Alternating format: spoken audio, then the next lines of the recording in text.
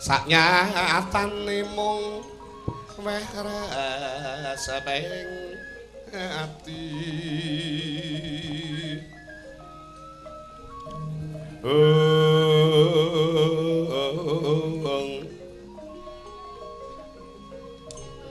bunga ingaranan coplo sokang tias yen ten ino nora kaya si punggung anggung munggung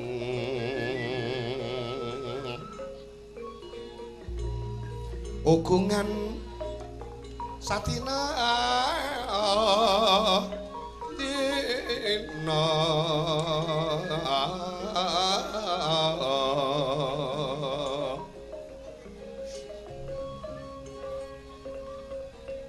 aja mangko nawang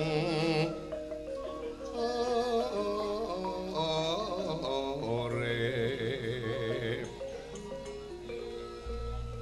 aja mangko nawang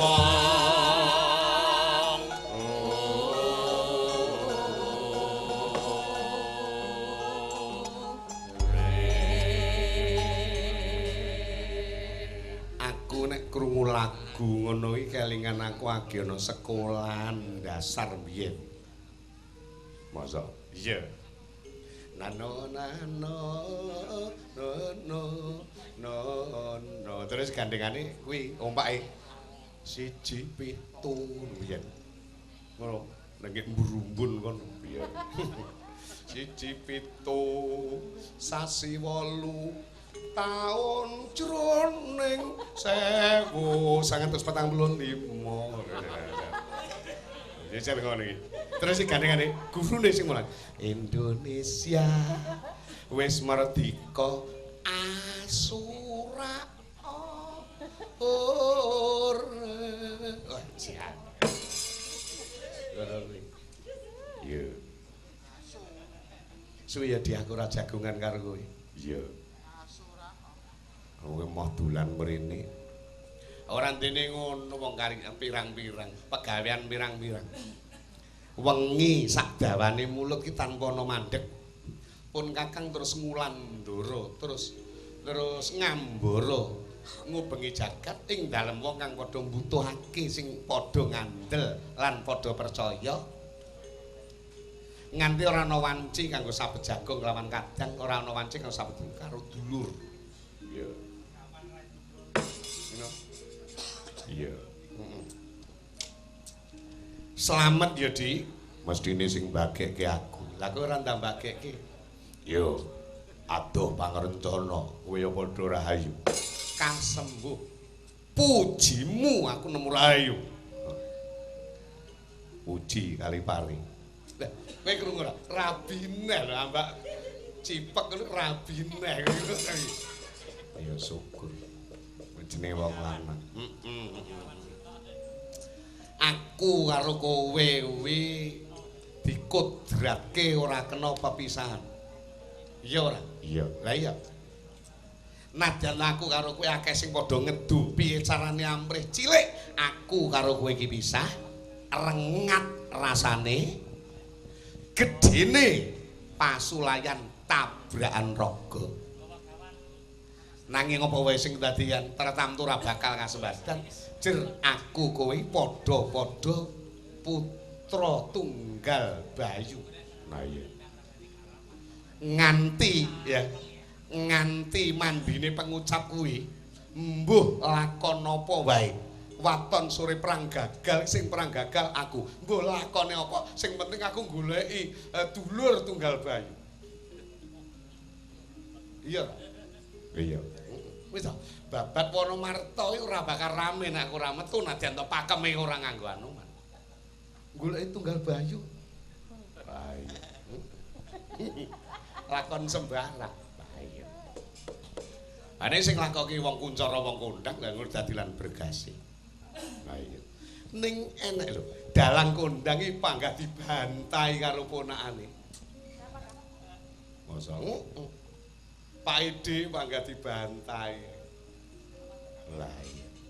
Mbantau nek pancen dasare duwe paugeran tertamtu mengkono, Yai. Iki cacah nyanti to, Dik? Yai niki padha ngasuh, padha lerem. Mokal yen to tanpa gati, eneng apa? Ya mung dolan. Monggo ayo derekke. Yen ana bab kang perlu tumulita andarno. Aku tak pengen migadake apa sing perlu andarke. Sopan tok wahyu ning Allah ya tumilah mangukut ilmu bangkit. Bangkit mikat ramang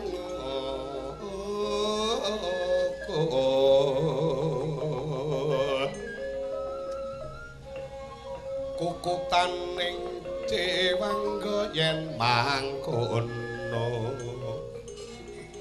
patut sinebut bangsa aku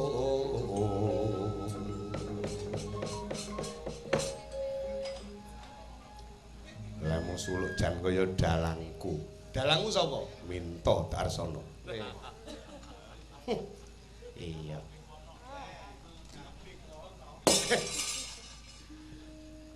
Di tak kabari ya.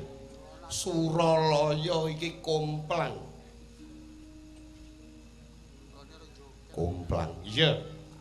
Tegese Sang Hyang Guru ora ana. Ora ngendi? Ora ana sing padha ngerti. Terus krana kahanan kang kaya mangkono, Suralaya wekasan njur wayang wewuyungan, bingung bilulungan. Iki piye nek njaluk tanda tangan? Iki piye le mecahke kanan nek ruwet renteng sing kaya ngene iki? Dewa-dewa melangkah bingung, nemtokake ora wani. Nadyan to wis ana ukara ngengeti nimbangi mutusi ning tertamtu wae ora bakal wani tumindak krana jerih siku dendane Yang Guru. Dadak jroning 3 taun kabare Yang Guru kuwi lir pendiah kajempana angin. Tegese lunga sing tanpa nganggo pekabaran.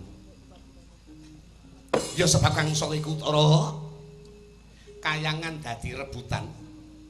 Dewa-dewa padha macung kepengin lenggah kursi kehormatan. Tanpa beda wong tuani dhewe. No niki pengen Kanjeng Rama Kulun Bathara Bayu. Ya Rama Kulun Bathara Parabancana ing Arga Maruta. Yayi Rama Kulun kepareng tedhak rawuh nindali sada paring dawuh nyang aku Anoman aku rewangana. Aku bantunen piye carane aku murih kasembatan lenggah kursi panas mau. Ya esuka ya surya.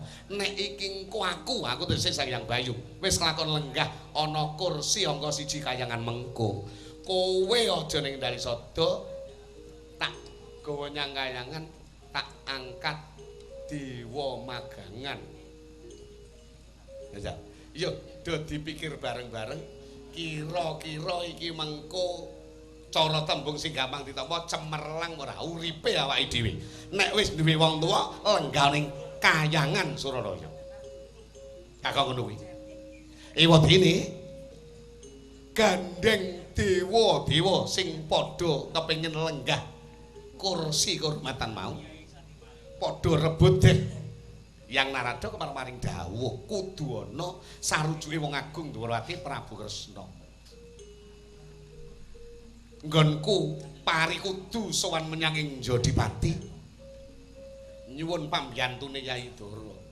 Tulungane kowe sing ora duwe pakewuh ora duwe sungkan kelawan Kang Raka Gusti Prabu Kresna. Yo pun Kakang Trnarana ing mengajab Gusti Kresna supaya tapak asmana mat Gusti to. Goseh. Ayo, Gusti to. Supaya tapak asma kanggo nyengguyung nyarujuki macunge pukulun Ndara Bayu. Werkudara duk puruhita ring dayang Durna. Kinen angupaya tirta ingkang nyucèake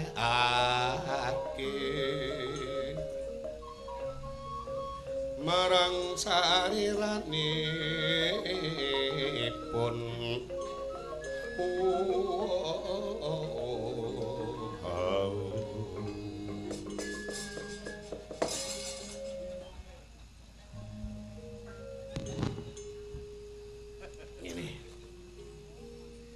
Tegese kowe cara tembung saiki tim sukses ngono kuwi.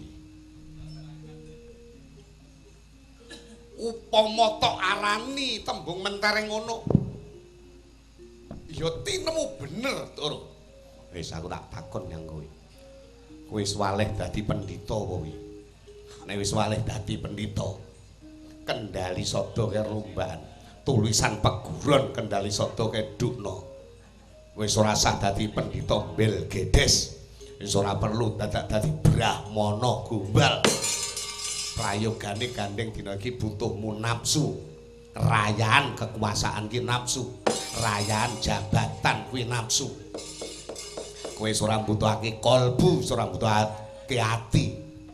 Wis lerenana rasa lenggah pendhita sing mapane dipundilan ditata, dipunding ilmu batine tata sulah bawane. Nek pancen kowe risih duwe gelar pandhita, serbanmu iku guwaken nggih serbet wae. Lho. Kowe ngenyek aku? Ora. Kowe ngremehke sandanganku? Ora ngono. Kowe muni sing dudu nggone tertamtu wae mengkono. Nganggo dasar apa? Krana kowe brahmana ditutke wong pirang-pirang, akeh muridmu sing meguyang kowe jurune kanan slamet donya akhir. Ya gini keri-keri iki wekasan kowe kok tur dolanan politik. Dolanan rayaan pangwasa. Nadyan to sing arepe ngelunggono kono dudu kowe nang Sanghyang Bayu. Kepotangan budi nggon ndi? Aku kinarya putra dening panjenengane. Ora karepe kono. Kowe nek ora mbantu kowe ya kleru. Dasare kleru piye? Kowe kuwi pinutra panjenengane. Kuwi nak karepe Ndara Bayu. Kowe dhewe sandangan werna-werna padha aku padha Sang Bayu. Coba gagasen. Aku ora njaluk dekne dhewe sing wenehi. Kowe bisa kelakon kaya mengkono iki krana Sang Hyang Bayu, krana sing maha kuwasa. Kula sabar yang pinujreng karsa. Seta piye? Mugi kabar ango kali lano nyekar ing tapi kawuri tibeng gending ontornya tinaronging ora cukul nandur tanduran apa sing anggap ora cukul kebeciane Sang Hyang Bayu sing diarani kebecikan sing ndi kowe pinutra dening panjenengan iki dadi kajen keringan. Aku kajen ora krana didadekake anak Ndara Bayu. Wong kajen laran gumantung tumindake, dudu bondo sing ngeterke, dudu derajat pangkat sing ngeterke, nanging dalem kelakuane menungso tumindak lan pakarti sing rawal saka paugeran agama kuwi sing ngeterke marang kehormatan. Sugi nek kelakuan elek ora wurung tertamtu dioyak wong pirang-pirang. Pangkatmu grembel. Ngaku aku wis saguh dadi menteri ning agama nek nyatane kowe wani nyudet duwite wong munggah kaji kowe engko ngangge klambi uranya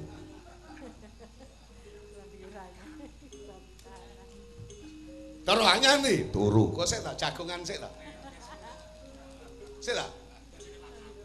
kok sik ngene negaraku Indonesia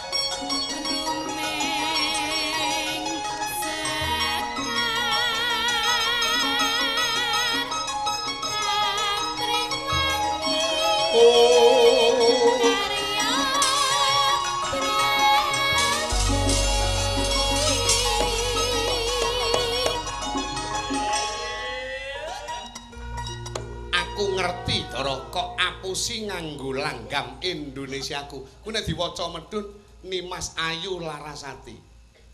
Aku roh kuwi sing gawe bapake, aku roh. Yo. Seni lan kabudayane ati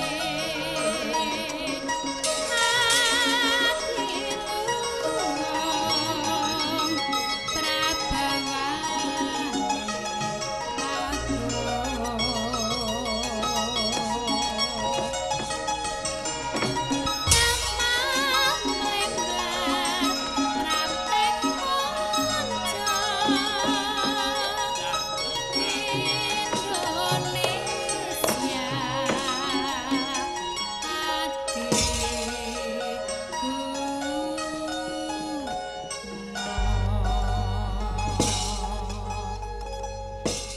Tara.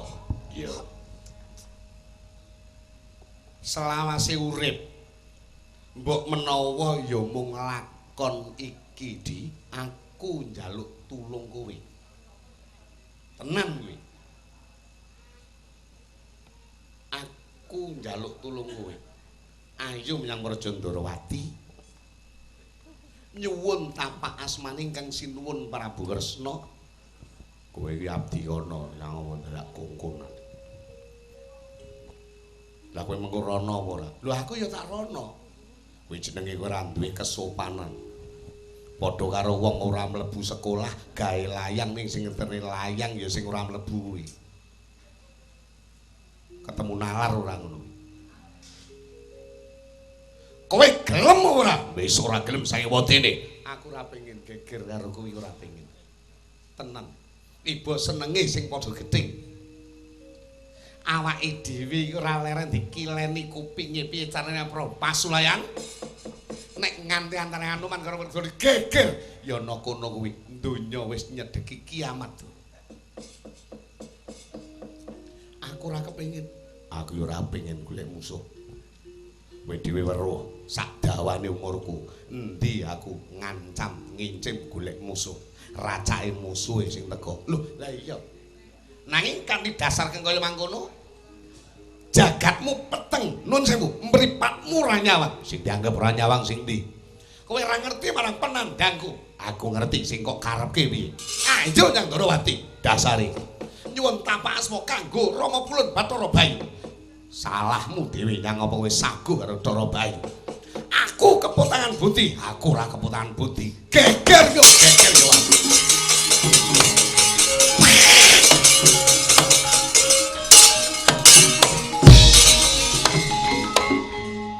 Nesu-nesu. Wedik daya biyen jaman Rama. Wedik daya kena jaman Ngalengka. Ning saiki kekuatanmu mesti suda. Kekuatanmu mesti ngalih nyang bangsane Purwaganti anake. Kowe mereo wis ora duwe daya. Ora iso ngrubuhke kowe aja. Aku pantes suwe yo.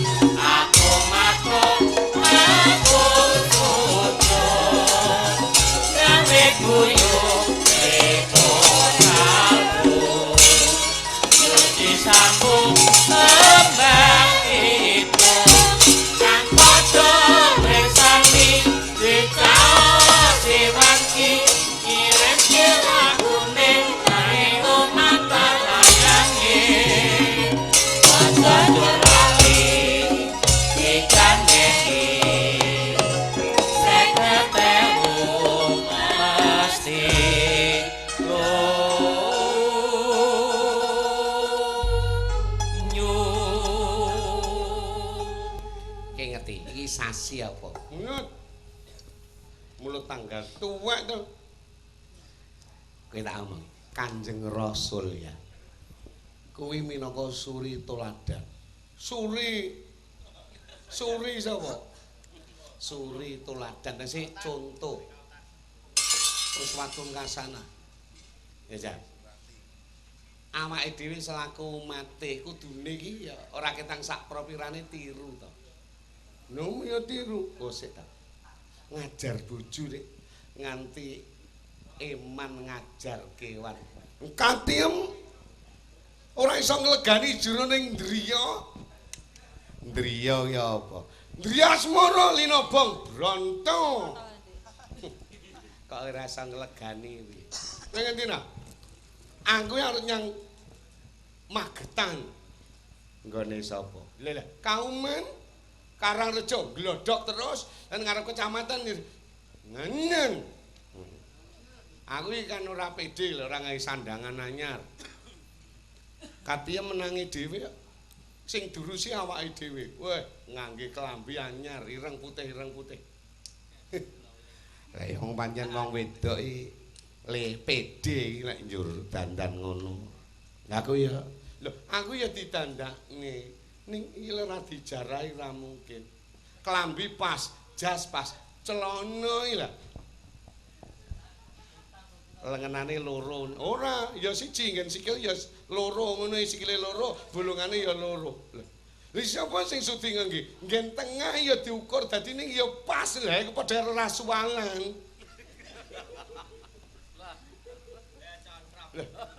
Piye ngono? Lah aku mlaku priya isin. Lha bekasane nggen lakone digekne padha karo persis ukurane. Aku yang gumun kaya ukurane.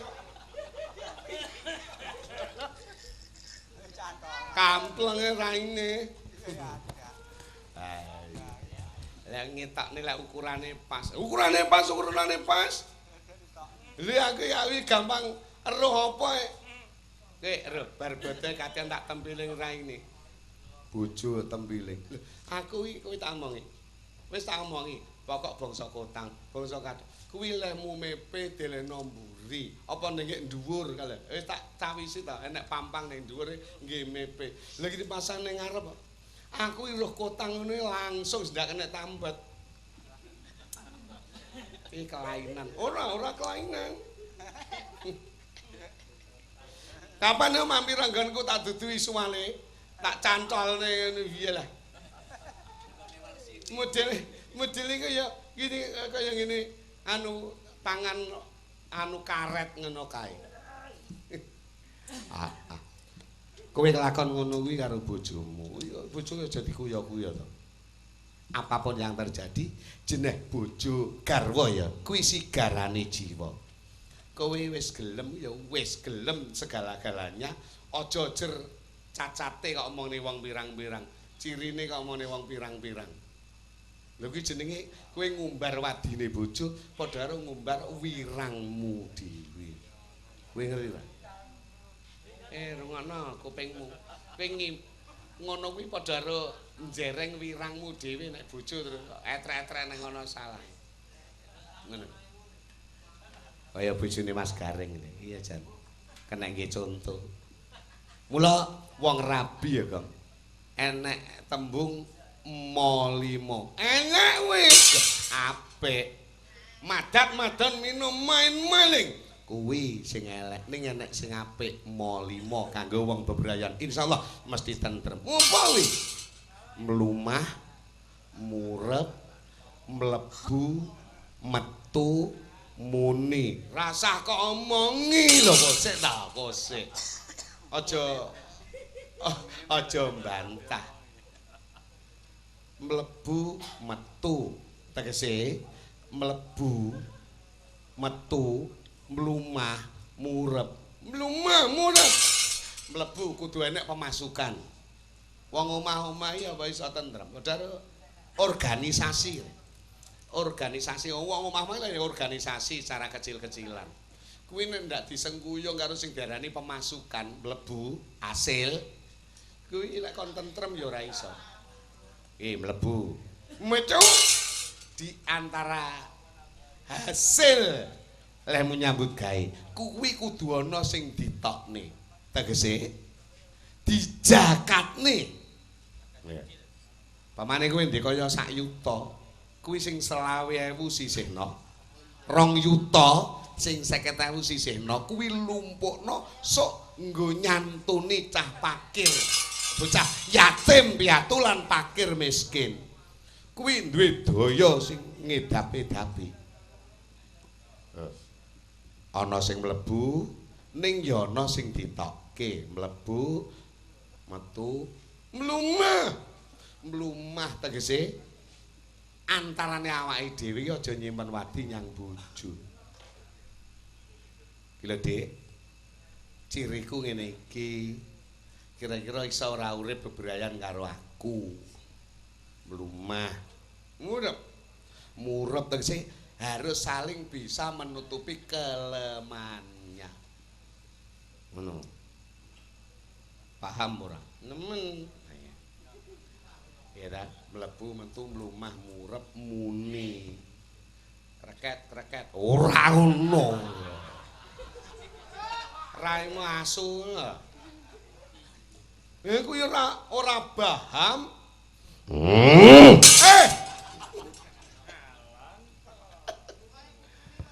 Gini. Muni tegese apapun yang terjadi pengen apa ae ayo muni tegese musyawarah rembugan karo kulawarga. Iku lek aku lho.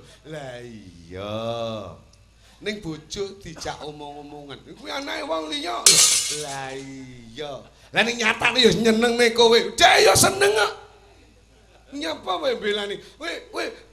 Kowe bojone bojoku ya. Ora ngono kuwi meneh kleru. Ora wis monggo nembang jineman Mendes. Ya. Nek sing nyuwara waranggana senior kuwi memper nek apik. Nek nyuwara cek bocah SD kuwi pancen perlu mendapatkan apresiasi. Desta. Ya SD kelas 5 munggah kelas 6. Nek kon muni nggon jineman kuwi sajake ya gelem suarane. Enggak. Kowe sir roh suwalku apa piye? Ora. Kowe engko ben aja nemen-nemen nyalani aku. Iya. Nah. Iya, Dek. Mumpung ditenggani karo Bu Kesi, engko nek sajane ora trep ora pas. Wong krana kuwi yasane menyang swargi Bupatmi. Engko ben dibenake. Kang apa? Ager. Kian diselusian sinawang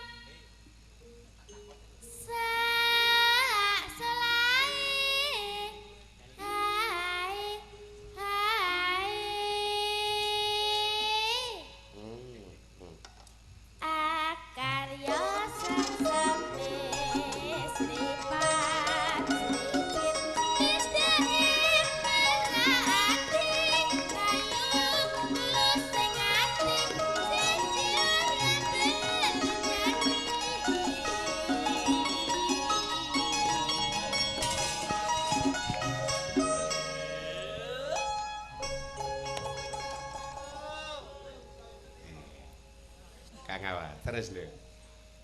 Dasar jargon nemu kiring. Nemu giring. Bukuku ngono. Lah, bukumu akeh sing salah. Terus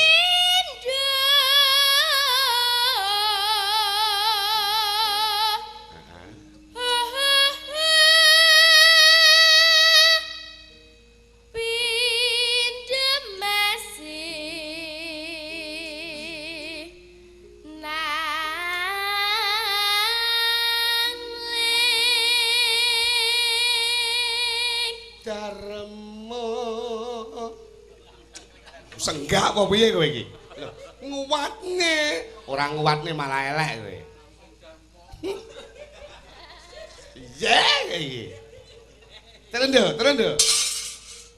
Kewas yen ngandika luwes ngujiwate yen ngaliri ranguwati mencotake sapa wae dola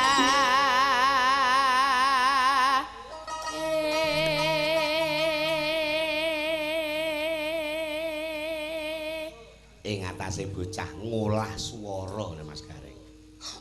Ewi, ejak ta. Ngolah swara. Piye, Kang? Aku isan ngolahi wong omah kuwi. Tonyo asik. Ki karo bojone iso kuwereng ngono kuwi. Lho, lha iki apa nyanang asli upama dadi gandoli bapakku iki kok ramil wis. Garai mbok ra oleh. Ayo, angkatan wesi. Wah iya. Kang apa? Terus? Ayu.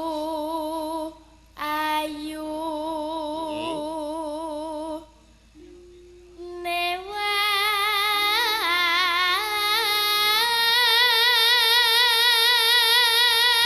Dan.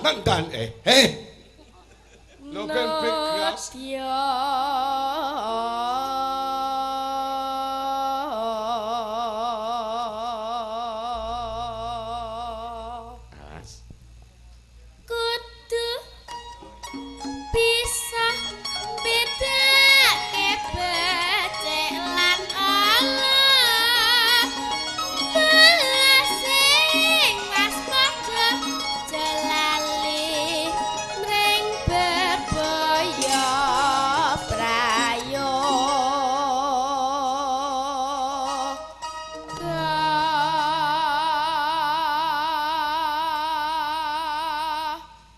Bocah ngono ora kena dihukumi.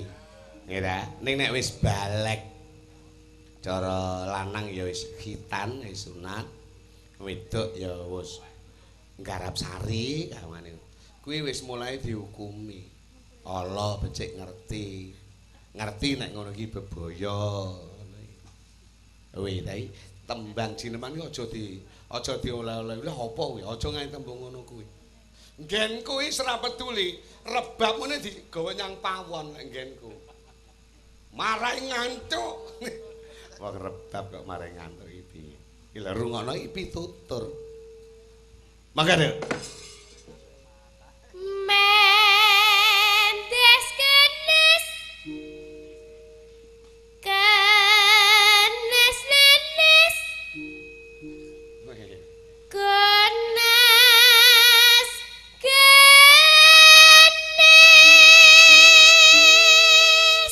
Sing ngempul barang tanggung jawab ya, Gong. Lah piye sorot kawedar kok kampleng gasmu kowe. Waduh. Lah iya. Apik banget. Terus bacaane tregel liwate do endah bregase sinange kepribadene ibayen jebah lahir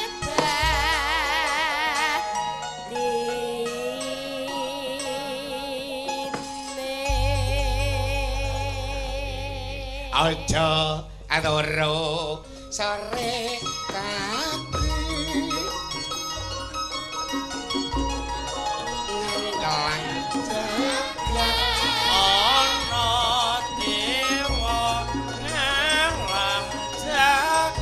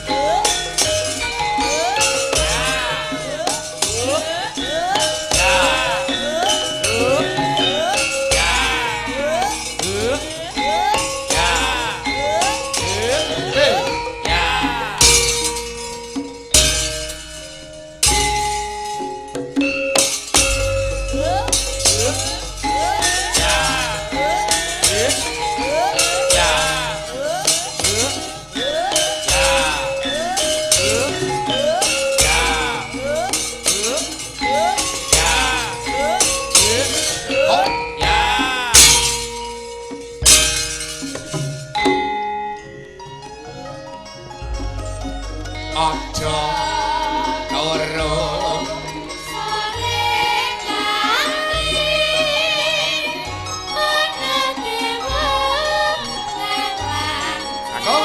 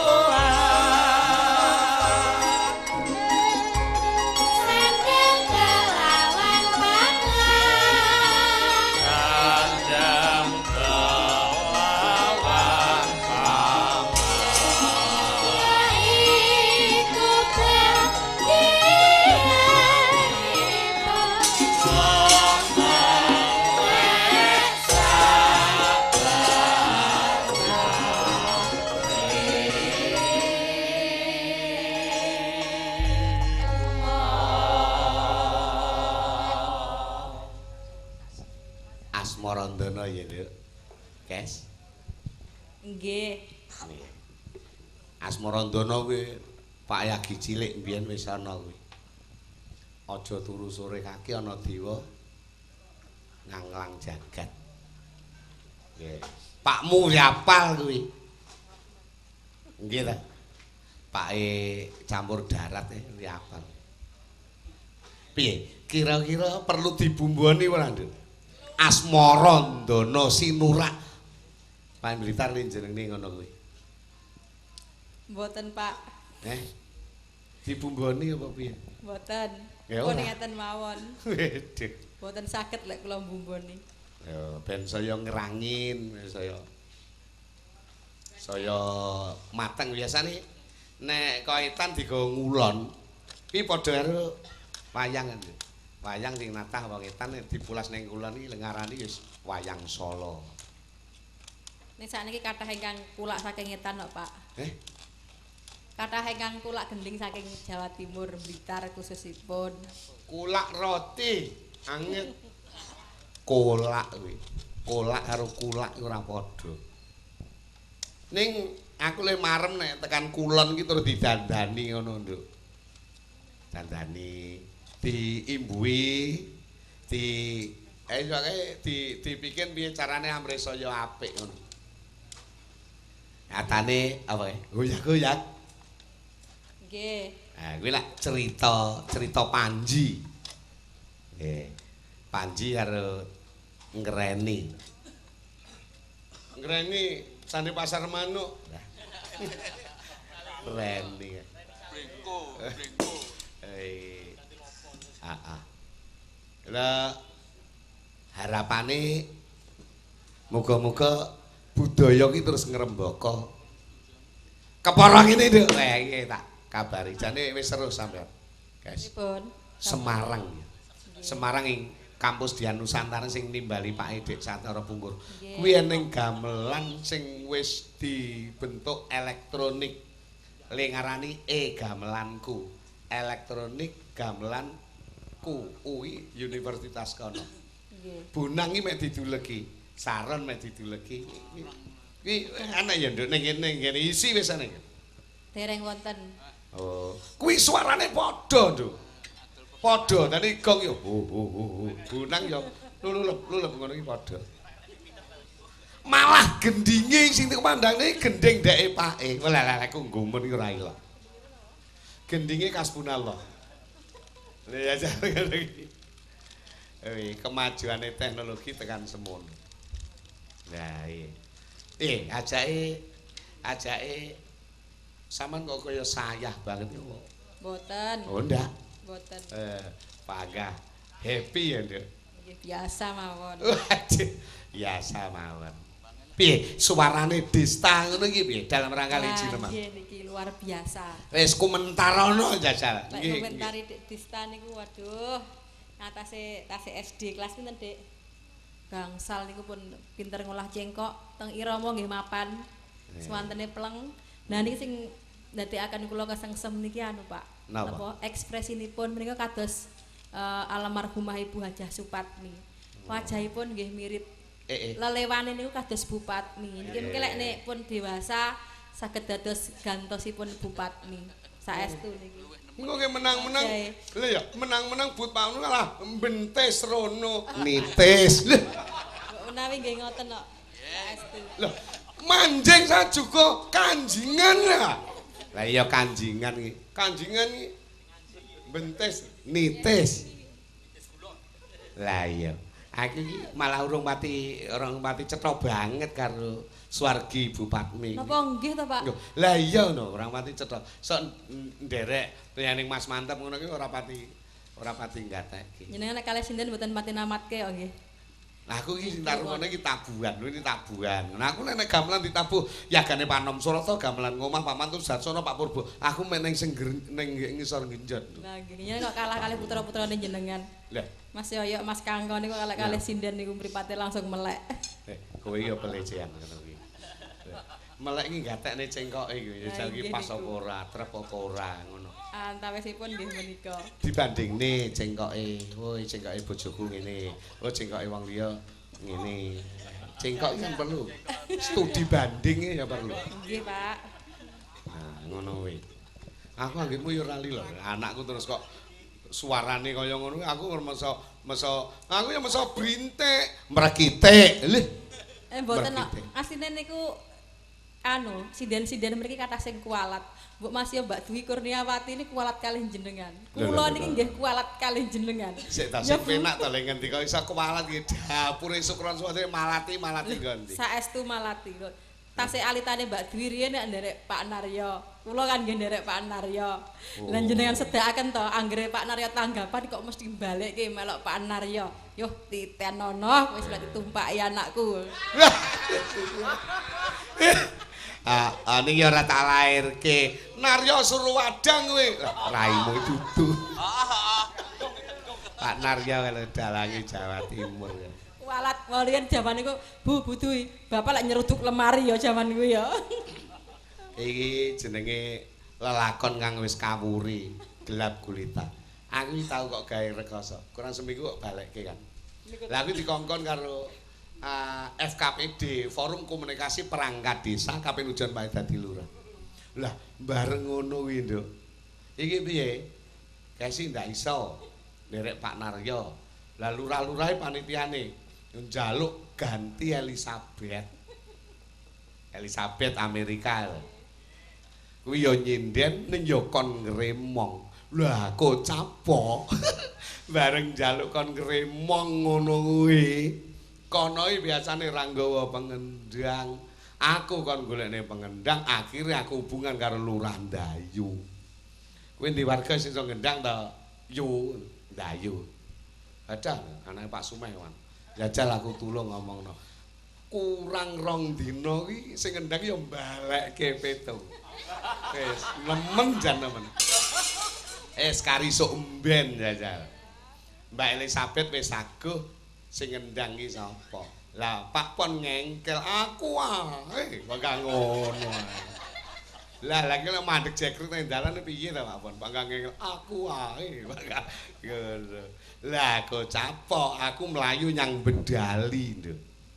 Aku kelingan pengendang sak sawang mung kari bapake Nunuk kae. Lah bapake Nunuk gelem ngendangi lek Nunuk yo ngremong jan dobel lagi. Ya. Wes iki piye? Rapat panitia plek dadi wis mboten napa-napa wis ora apa-apa Pak Purworejo. Wis ben Mbak Nunuk sing ngremong ndak apa malah rame. Lah tenan. Si Pak Nunuk sore iki ngendangi kuwi Mbak Elizabeth bar kuwi ngendangi barungan. Ora ya ngendangi si Nunuk tadi. Lah anggarane iki taun iki anggarane piye sing ngremong Ibu Mbak Nunuk barang. Lha iki ora nek anggarane ya anggarane wayangan dilongi lha ndak karo-karoan. Mbak saiki dadi mantune. Apa kualat. Lah iya. Iki jenenge lakon luwih becik ruwet ngarep udar mburi. Rame ngarep tentrem mburi. Priye ngono to, Gong? Nek juraganku mesti ramene ruwete mesti mburi kok. Ngarep kaya yak-yak, ne mburi mesti ruwet ngono. Lah iya. Matur nuwun. Ya ngrasake peloke dhisik. Gamelane kagungan dalem. Raka Mas Sujarto. Panjenengan ya kene iki pusate, kene iki pancen industri gamelan tertamtu wae. Upama gamelan mencorong menceret larase kepenak. Ya. Iki liyane aku bakal gawe gamelanku dhewe dipedhot. Bar limbukan ngene wis entek wis ngelokor wis gerok. Lha iki Bang. Menter. Nggih nyinggek katese jenenge menter. Genter. Genter iki goblok. Genter iki wong kosok baline angkuh ya. Lah kok genter blater. Blater iki jogan lho. Jogan iki blater. Mester. Jasmu pecah. Lah ya awake dhewe iso gayeng ini. Iki ngedekne diagelan wong papat hebat iki. Yo, walingko kuangko cahya wanda ulalah sing gegerne donya. Lah iya, apik tenan. Lah iya.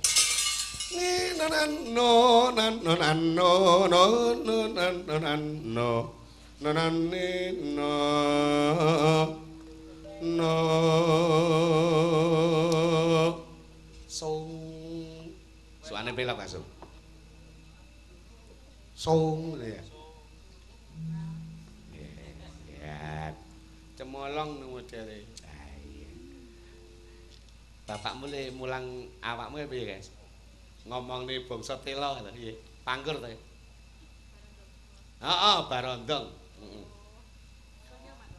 Lah, mbok brondong kang munggwing la apa dudu ora ngono kuwi piye napa wagimen aku demen lho lah iya demen ya kena ning cakepane ora ngono kuwi lho panjen suwi-suwi ndak kena dicakepi kok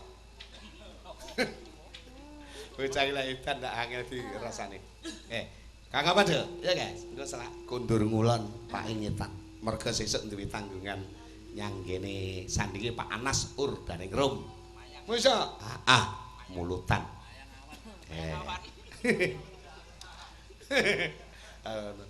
Saya tidak pakai sepeser pun. Ya. Berondong winulan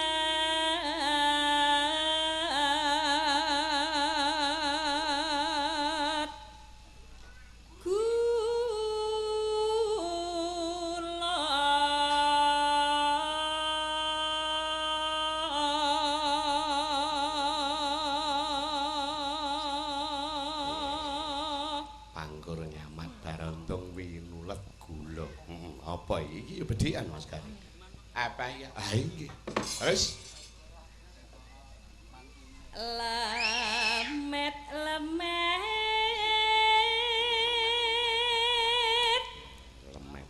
putu menyang putri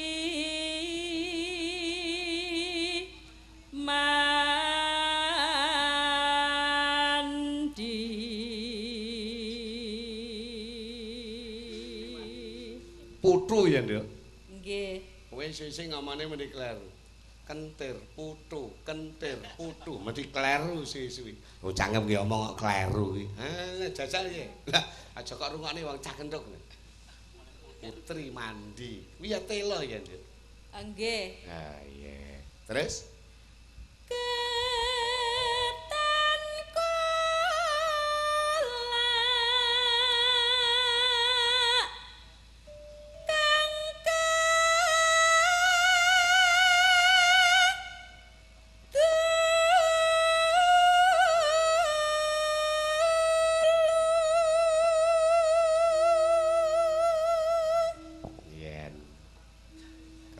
Kolak apa Dek?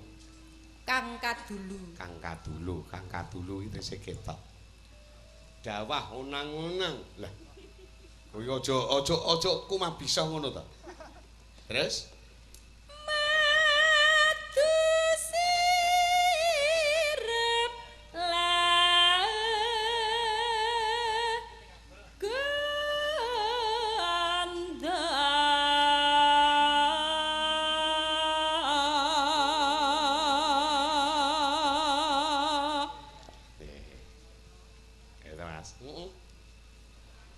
madu mangsa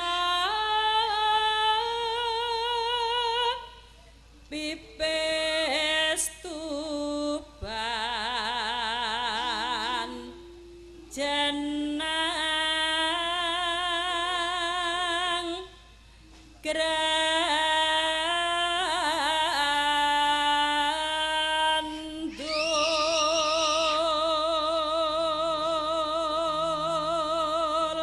pipis tuban jenang grendul.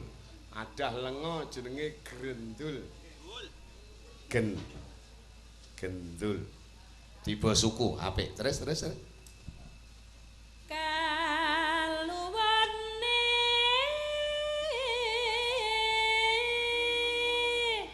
teroken cana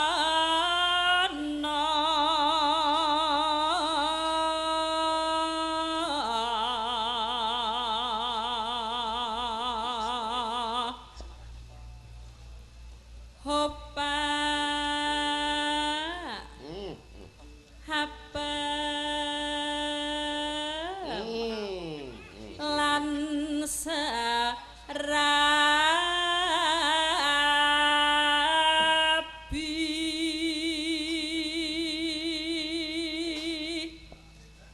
pipi pipi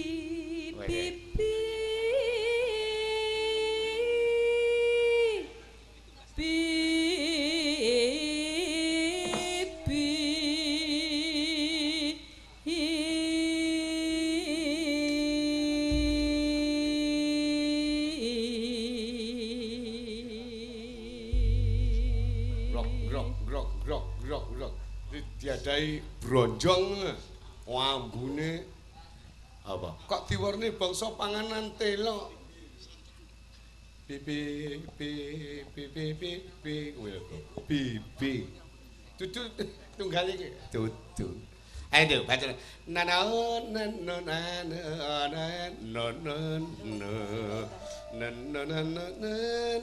Alah Semarangan. Ya, rampungno pisan, guys. lakae wis mrene nyangking kembang melati rinonce kandha yakti tetepeng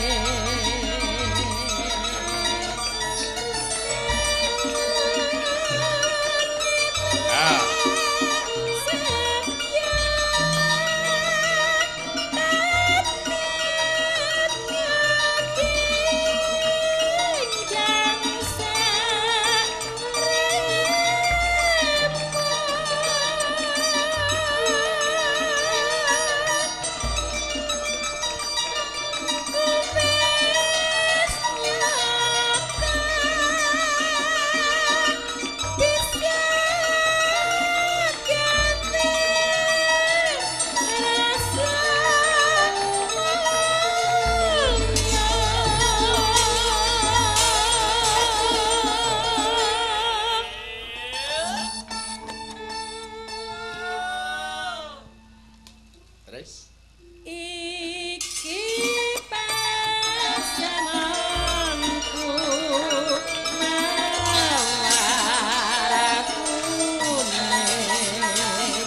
kang putus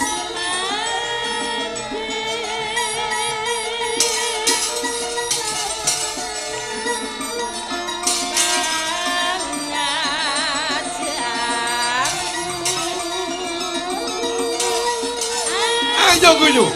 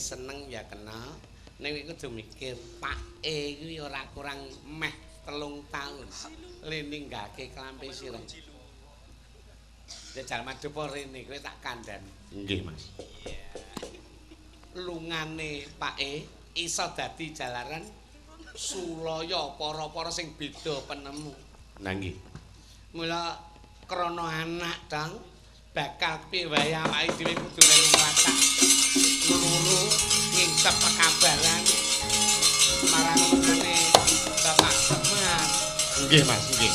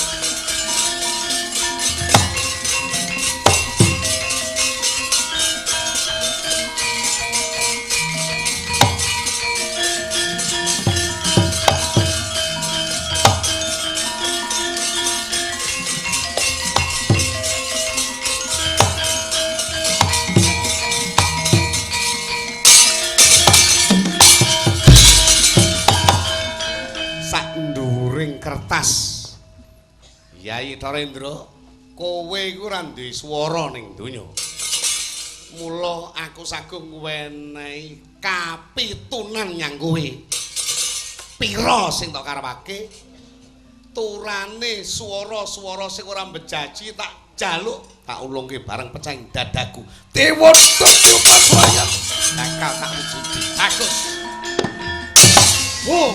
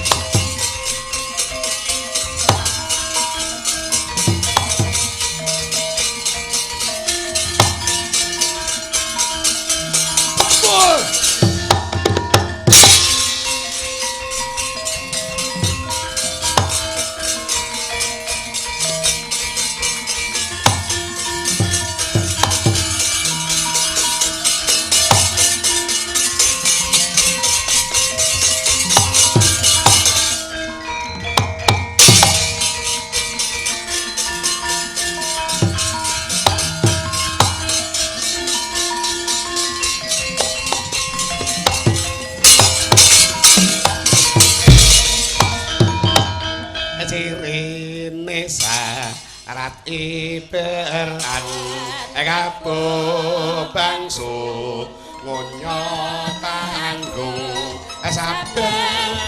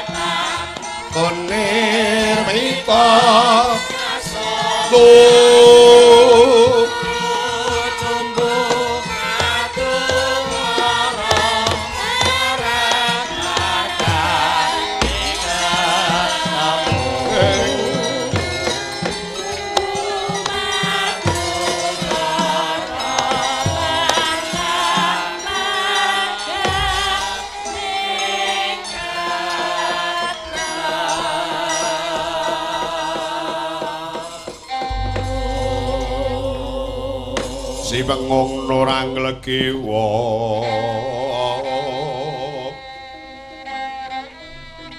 sang soyarat dodeniro cacari wis ngandara-andara anget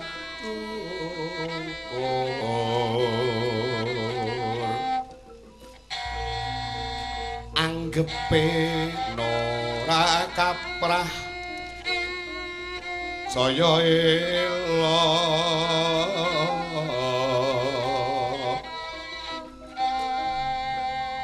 along kalung kakangane oh.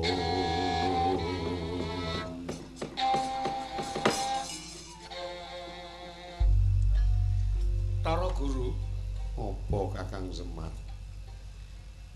meh jangkep 3 taun ngungak utawa mengo lelakon kang wis kawuri. Kang wis kawuri ya cukupa dadi tepa tuladha. Aku kuwi ora duwe walat. Ning krana eduk jaman lakon Semar Bangun Jiwa aku kira kepengin bantu kowe nyikapi rusake mental, nyikapi bejating moral. Wong sing wis ora weruh antara kalal karo bener luput nggedabyah sak karepe dhewe pinanggil rasaning atiku nggonku mari kudu melu krembyah kang tangan jangkah kang sikil. Kok ngono. Iya Kakang iya. Dek semono lah. Lah aku priyo bantu kowe ta. Lah kowe tak bantu kok malah seling sore surup. Jar. Kowe malah klera-kleru. Lakon Semar Bangun Jiwa. Kowe reka-reka dadi wong tuwa pikun. Sapa jenengmu? Sumonggita. Jaman kuwi lho. Lah iya Sumonggita. Reka-reka arep ngaji nyang aku. Rembeso nek mataku, atiku kuwi ora rembes. Ya. Aku roh kowe iki sapa? Kowe njajake aku to. Kowe arep njajal aku bareng kewiak wadimu ora tumuli rembukan kepenak kowe malah nesu. Arep mateni aku. Aku mati gelem Ndara Guru, tenan aku mati iki gelem. Ning donya iki karo iso to, entek pantar aku. Kae pengendang sing reja tangan sing kupinge mek sisih iso. Lah kuwi endi siki? Enek peniti sing kuwereng wayang ora dinggi dalang karji ndak oleh. Kek ya mek peniti. Bragung eling kuwi. Iya nek tunggale saiki pangijowan ta ya nek. Lagi Pak iki lho gamelane ndek sitere iki. Iki arcing iki kantus. Ojo iki nek Pak gelar le. Weh. Koclo lah iya. Aja. Pantaraku wis entek. Aku gelem mati iki ya gelem. Ning kowe nyatane takon nguntapke aku ya ora pecus. Lha ta? Kowe malah mbledos dadi buta. Mbledos dadi buta karepe arep mangan aku, nanging malah klera-kleru. Lambeku ketrucut.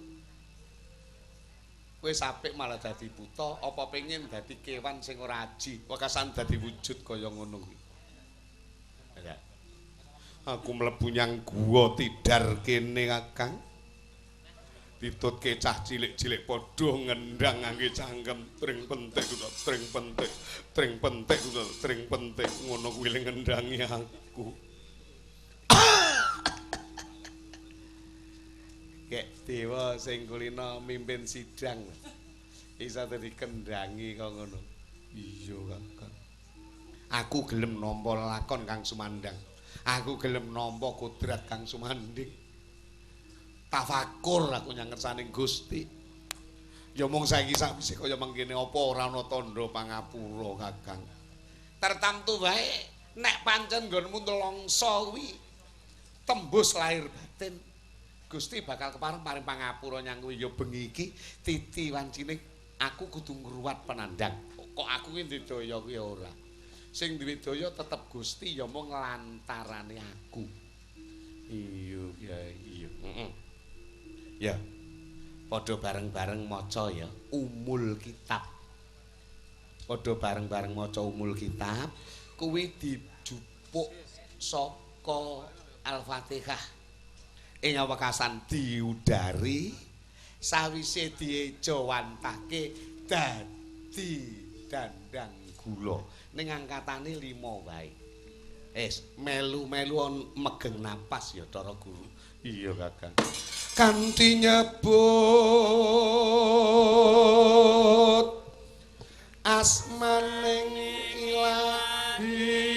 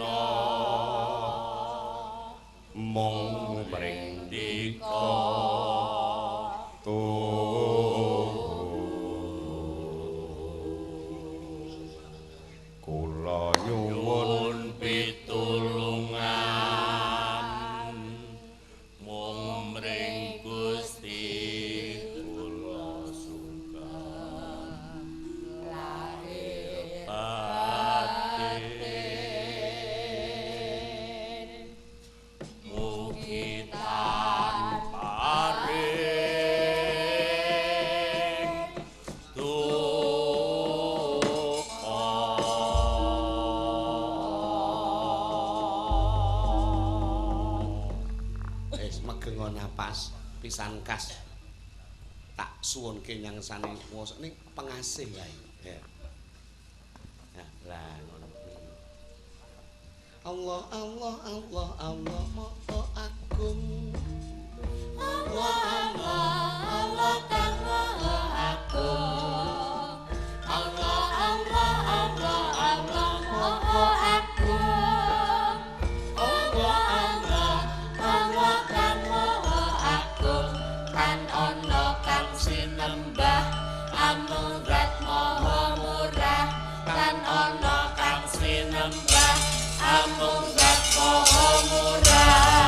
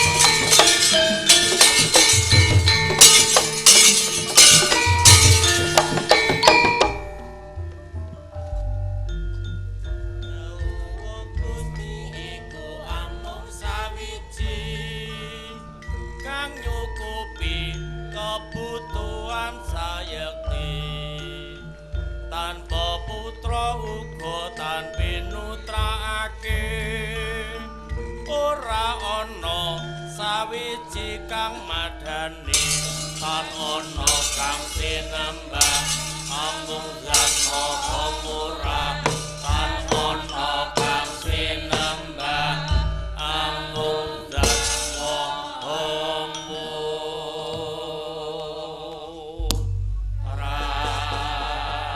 rakyat wisangkape arango rinangkul kinampet kampet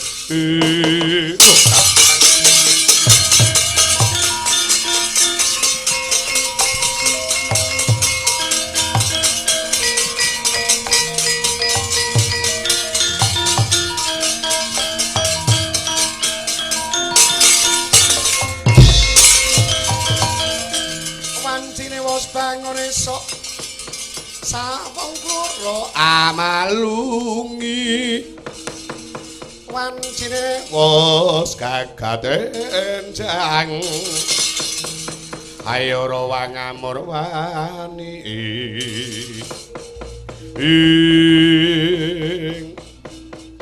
kowe wis badar jatining wujud iya kakang aku nilaki gedhening panarima tanpa upama awit saking panglebur Sukerta pangurwatmu kang wekasan Tara Guru pulih krana nggon wani nglamak duk nalika lakon Semar Mbangun Jiwa 3 taun kang kawuri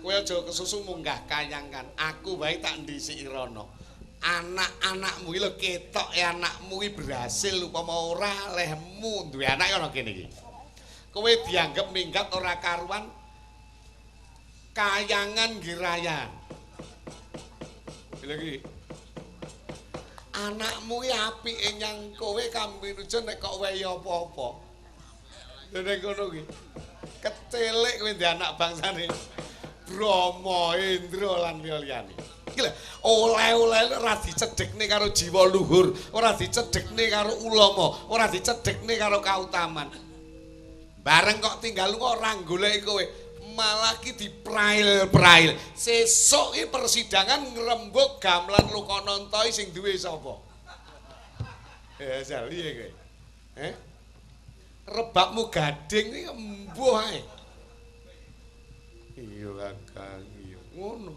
kowe iki kowe urung roh sitere penyiter wong Sukarja semenung sekilan niki ambak semua enten muni lho Pak Kaji malah sewengi ndandek suarane blas tak malih satriya ya tak munggah kayangan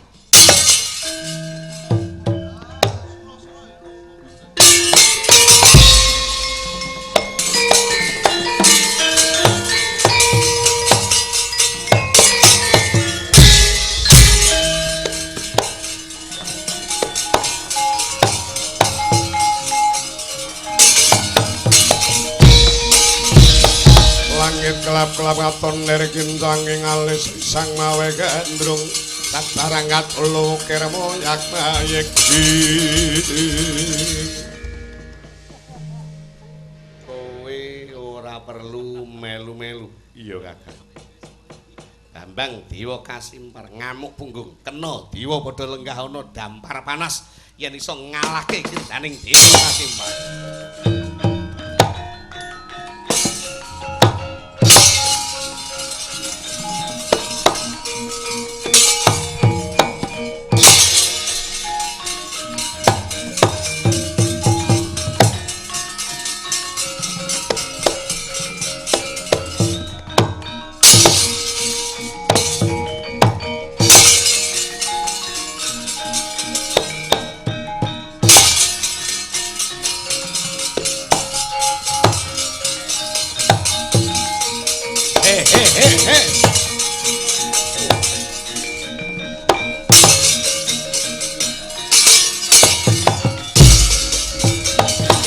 Sikra kang polo tumingal waram tampo samya medali lir radet wileting kota dayang gong mangun taniti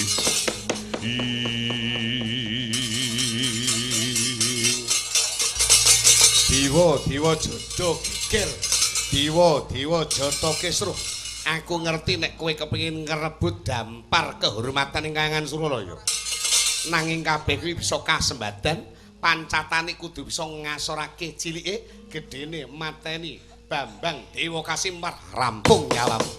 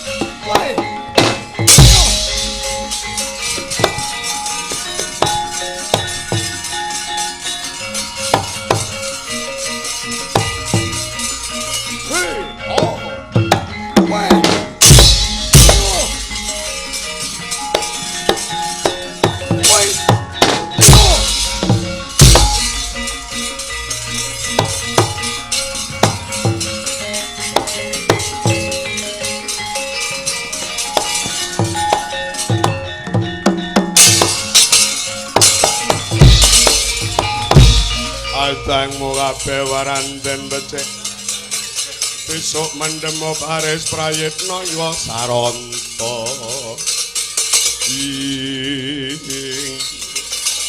Tara Bayu kowe kena lenggah keparabon kursi kehormatan kayangan iso ngasorake Dewa Katimba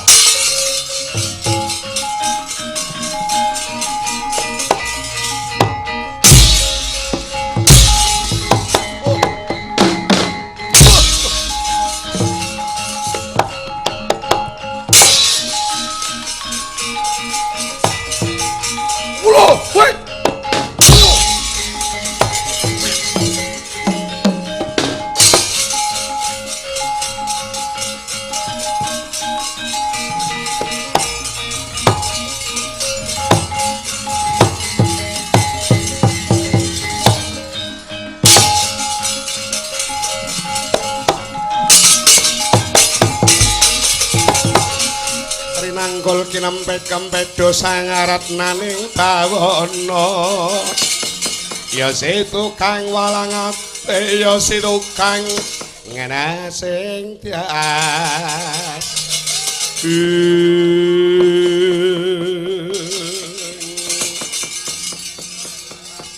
rampung pengruatmu nanging geger urung bisa pundak kakak nggih aku ngerti kang dadi Dewa Kasimar panjenenganmu sing kayangan iso sirep ning sing gidrah-gidrah macak dik sarwa wagu ingkang pundi kae lho sawangan iki nek ora kowe sing ngrampungi gedabul kok ngono lah sampeyan lho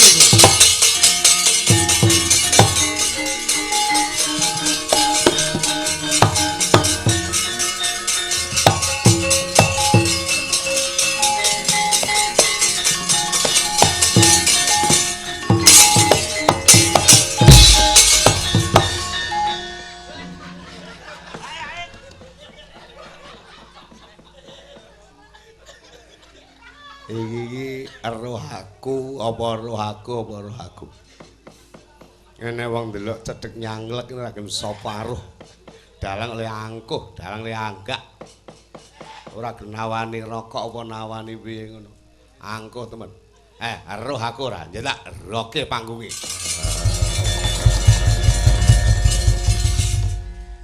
nonton ra teko nonton wani ngrok panggung pengen sawat cempel ndasmu. Adalah. Kowe ngerti karo aku. Ora ngerti apa dalang sejati. Aku sapa? Wele wetas. Lah, gosek ta piye ra. Sing wele wetas sik kene no. Ya ampun, piye ta besene ra iso setel. Kowe kok elek mentembung wani nyandak bekakase wong lanang. Masyaallah. Piye dik iso mlaku kop iki ra karo-karoan tenan. Ayo, kowe rambak yang dangkamu. Aku sapa? Tara Kala. Aku anake sapa? Sangjang Tara Guru. Mijil pinangaku Tlaga Madirta. Aku gelem lunga pokok kowe iso maca sak randring badan. Nuli taranana dhewe-dhewe. Tulis sing ana bathuk santi laeng. Tulis sing ana mata santi laeng. Tulis sing ana telak santi laeng. Tulis sing ana ndodok santi laeng. Luduh Kang Dalang, Kang Dalang. Kabeh tek santi laeng iki piye tenan? Ya nyatane ya gelem ngono. Kodratmu kuwi ana ing Tlaga Madirja ngancam enten enggak kerambekan. Ayo, ayo. Ayo Kang Dalang.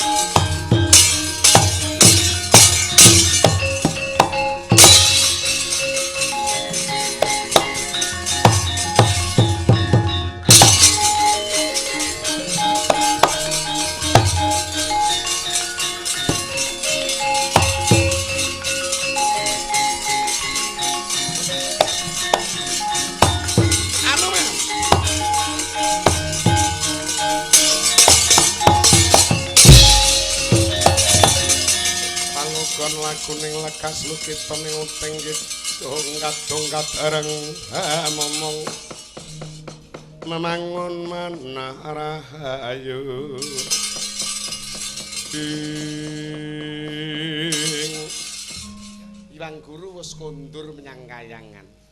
Piye? Tetep mbebela nyang wong tuamu Tara Bayu? Mboten dene ngaten sinuwun. Kula menika ngibarat warastra ingkang lumepas saking jemparing. Sabarang ingkang kula lampahi menawa namung mituh pangandikanipun mbiyen. Lah iya. Iki kena nggo tapa tuladha ya. Ora perlu ngerangsang kehormatan kang abadan kuwi ana ngersani Kang Maha Kuwasa. Penguasa derajat pangkat kelungguhan sing ana donya kuwi sipate sandiwara. Nek wong pinter ngarani fatamorgana, kaya iya ning jatine dudu. Kowe tutukno lehmu nganoman sing dari Werkudara tutukno leh Werkudara. Jaluk ngapura yang Werkudara isen ora? Mboten carane.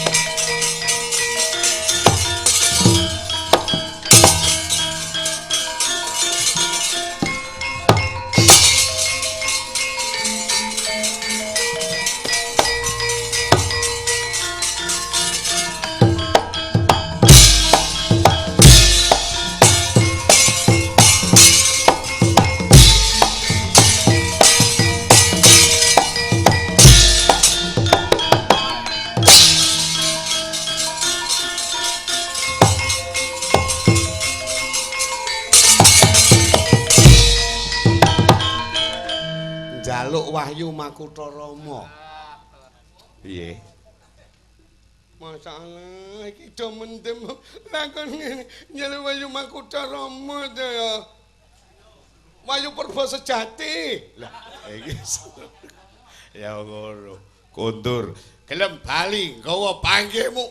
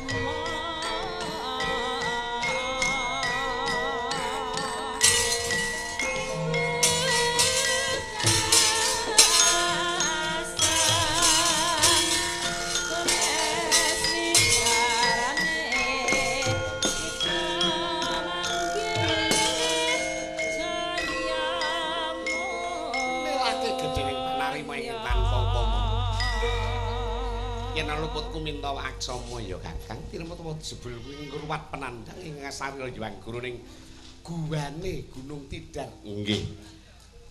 Sami-sami sinuwun krana panjenenganipun nggih ngayahi kewajiban kula nggih ngrampungaken pakaryan. Cara kula nggih sampun ruwat penandang wangsul dhateng kadewatan temah putra-putra dewa ing wonten mriku samya tumungkul ndada ing dalem kalepatanipun.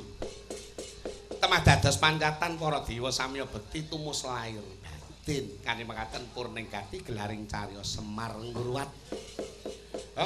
Kula Semar Blitar kladuk pangucap ke seluruh tembunge tundhanipun dadosan takuning penggalih mawantu-wantu nyuwun geng samudra pangasami.